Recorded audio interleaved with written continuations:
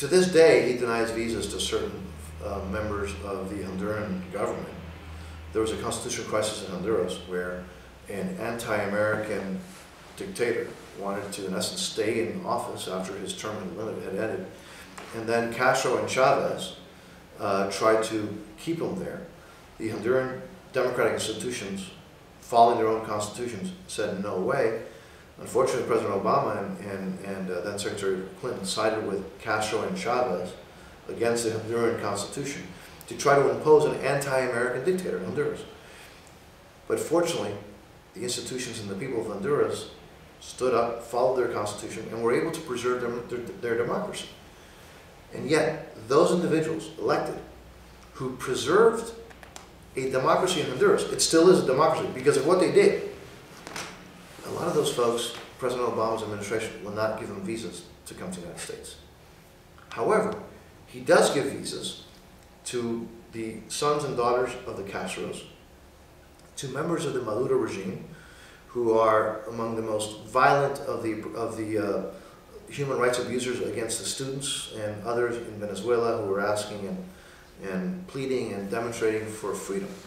So it's not only that he was against the legislation to do sanctions, it's also that he doesn't even want to deny the visas to these thugs from either Castro's Cuba or Maduro's Venezuela. But it's a contrast to those who he does deny visas to, who are those that preserved democracy in Honduras, who were supporting a pro-American democracy, trying to stop an anti-American dictator from being imposed in Honduras. And for some reason, this administration, President Obama's administration, still denies visas to some of those who preserved democracy and who were trying to avoid an anti-American dictatorship there. So it's a very strange. And why do you think that? Why do you think he's purposely saying you were not denying? He's denying visas to these people that are coming from these communist countries. We have, and I say we, it's not a Republican issue or a Democratic issue. Senator Menendez has asked the president to follow, by the way, his own guidelines, right, to deny visas to human rights abusers, whether there are those in Cuba or Venezuela, and this administration refuses to do so.